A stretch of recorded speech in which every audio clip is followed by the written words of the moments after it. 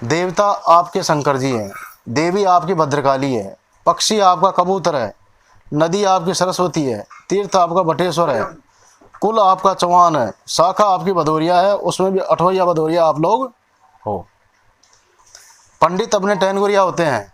मंत्र अपना ओम नमो भगवते वासुदेवाय नमः ये मंत्र है। सिंह अपनी बैठक है, निशान अपना केसरिया है, पक्षी अपना कबूतर है। वत्स मुनि की अगनावधि से अपनी पैदाइश है, यानी अगनावधि से अपनी वंश शाखा चालू हुई है। कुल अपना चौहान है। 3 बातें याद रखनी चाहिए, गोत्र, कुल, वंश और देवता। तो अपना गोत्र वत्स गोत्र है, वत्स मुनि की अगनावधि से चौहान हुए। तो इसमें क्या है कि सूरजवंश और चंद्रवंश 2 वंश थे। सूरजवंश में 10 तरह के ठाकुर आते हैं, चंद्रवंश में 10 तरह के ठाकुर आते हैं। जब ये दोनों वंश कमज़ोर हो गए तो ऋषि मुनियों को चिंता हुई, तो उन्होंने माउंट आबू पर्वत पे एक यज्ञ किया। उस यज्ञ में से उन्होंने जिस ऋषि मुनि ने जो अगनावती करी उसके नाम से उसका गोत्र रख दिया गया। तो कौशल मुनि, वशिष्ठ मुनि, भारद्वाज मुनि और वत्स मुनि, इन चारों ऋषि मुनियों के अगनावती से गोत्र बनाए गए। जैसे कौशल परिवारों का गोत्र हो गया, अपना चौहानों का वत्स गोत्र हो गया। तो वत्स मुनि के अगनावती से चौहान बनाए गए। जिस ऋषि मुनि ने जो बीज मंत्रों द्वारा अगनावती करी उसके नाम से उसका गोत्र बनाया गया। तो अपना जो गोत्र है वो वत्स गोत्र है। अब अपना कुल है वो चौहान है। अपन चौहानों में से हैं जिनका 486 पीढ़ी तक अजमेर में राज रहा।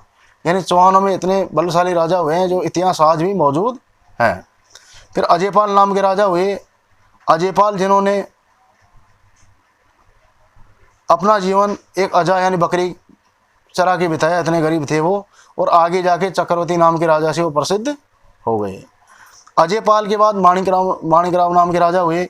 सुयोग्य राजा थे। राजा तो बहुत हुए हैं लेकिन योग्य राजा माणिकराव हुए थे।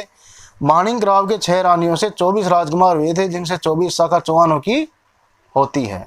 चौहानों में 24 तरह के ठाकुर आते हैं।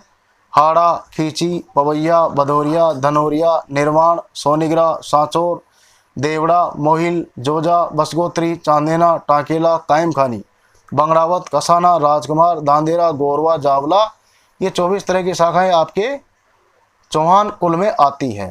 क्षत्रिय जाति के 4 वंश होते हैं। 4 वंशों में 36 कुल होते हैं। 36 कुलों में 999 प्रकार की शाखाएं भारतवर्ष में अलग अलग प्रांतों में पाई जाती है।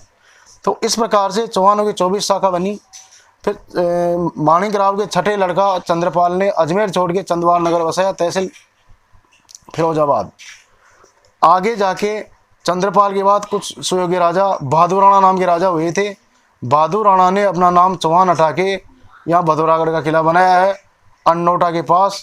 तहसील बा से आगे निकलते ही जो गंभीर नदी है वहाँ जाके उन्होंने और भदौरा ग्राम बसाया। विक्रम संवत 807 की साल भदौरा ग्राम बसाने से, भदौरागढ़ का किला बनाने से चौहान नाम परिवर्तित करके भदौरिया शाखा वहाँ से चालू हुई है। तो बहादुर राणा से भदौरिया नाम आपका रहा है।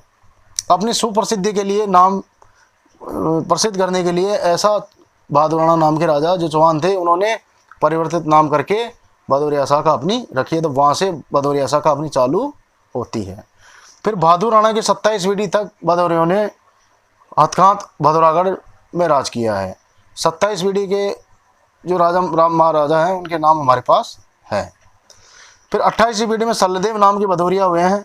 सल्लदेव भदौरिया से मुसलमानों से अचानक युद्ध हुआ है। उस युद्ध में अचानक पद्धति के अनुसार युद्ध होने से अपने भदौरियों की हार हो गई है। हार भी इस प्रकार से हुई कि अचानक उन्होंने भदौरियों पर अटैक कर दिया है आधी रात को। तो उस युद्ध में अपने कई राजा मारे गए और कई अपने किले ध्वस्त हो गए थे। किले ध्वस्त हो जाने के कारण अपनी पराजय हुई। अपन एक अचेत अवस्था में बिल्कुल तैयार नहीं थे और उन्होंने अपने साथ धोखाधड़ी के हिसाब से युद्ध किया, तो वहाँ अपन आके पराजित हो गए। युद्ध इतना भयंकर था कि उसमें कई राजा मारे गए, लेकिन भदौरागढ़ का किला मजबूत था। उसमें 3 प्राणी बचे। एक तो राजा चौकीदार भोपा सा मिर्दा, और एक पंडित जी जो हरदैनिया गोत्र के थे, पंडित श्यामदास, और एक रानी। जब पंडित और रानी ने जब युद्ध समाप्त हुआ है तो किले की मोरी में से जब वो दोनों निकल रहे थे तो एक चिल्लाने की आवाज़ औरत की आई, तो उन्होंने ये सोचा कि इसमें कोई बचा हुआ है किले में। तो उन्होंने देखा तो वो रानी किले की मोरी में छिप करके बची हुई थी। तो उन्होंने देखा कि ये तो अपनी रानी है, राजा मारे गए थे। तो उन्होंने रानी को किले की मोरी से निकालते हुए फिर आधी रात को दूसरे दिन पलके में बिठा के बहन का दर्जा देते हुए मायके पहुंचाया फतेहपुर सीकरी, जहाँ का राजा दलखुदेव सिकरवार था।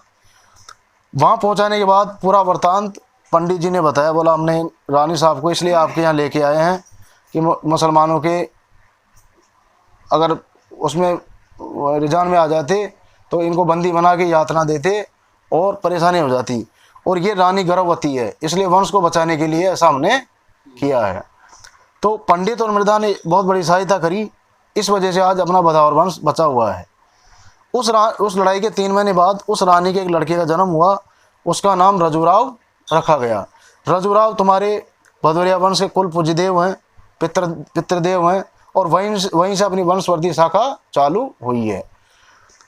लड़ाई के 3 महीने बाद रजुराव पैदा हुए। उन्होंने 18 वर्ष की उम्र तक अपने नाना के यहाँ पले बड़े हुए। उसके बाद उन्होंने फिर यहाँ हथेमे नाम का राजा हुआ है, भदौरागढ़ के खिलाफ उसका अधिकार था, तो अपने पराक्रम बुद्धि से वापस अपना राज ले लिया है। राज लेने के बाद जो माँ की मदद करी थी पंडित और मृदा जी को, तो पंडित को दिया है टैनगुर गांव जागीर में, जो टैनगुरिया रोहित अपने बसते हैं, और बोपा शाह मृदा जी को जमसारा गांव जागीर में दिया है, और ब्याह में 5 थापे लगाए जो आज भी चले आ रहे हैं। ये भदौरिया वंश का गोत्राचार्य अपना होता है। फिर आगे जाके रजुराव जो थे हथकांत भदौरागढ़ किले पर उनका राज रहा, और उनकी 4 शादियाँ हुई। 4 शादियों से उनके अलग अलग पुत्र एक एक पैदा हुए।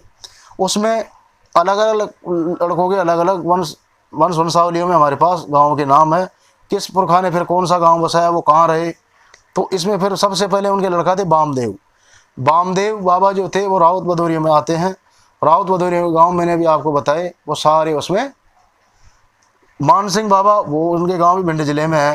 ताज सिंह नाम के लड़का थे, उनके गांव भी तहसील भदौरिया थे, वो भी भिंड जिले में है। चौथे उदयराज, उनका भी मैंने अभी आपको बताया। तो ये कुछ आगरा जिले में गाँव है, कुछ गाँव भिंड में है। उसमें 3 शाखा हुई है, अठवैया, कुलैया और चंद्रसेनिया, यानी भदौरिया 4 पुरखों में से 6 शाखाएं हैं। राउत भदौरिया, मैनू भदौरिया, तहसील भदौरिया, अठवैया भदौरिया, कुलैया भदौरिया और चंद्रसेनिया भदौरिया। अपना जो परिवार आता है वंशावलियों में अपन अठवैया शाखा में आते हैं। अठवैयों का मतलब ये होता है कि 14 भाई थे, उसमें एक राजा हुआ है पहले ज़माने में, एक राजा एक दीवान, 4 की संतान नहीं चली, बचे 8 भाई। उन्होंने 8 गांव अपने जाके बसाए, जो मैंने इसमें अभी आपको बताए थे।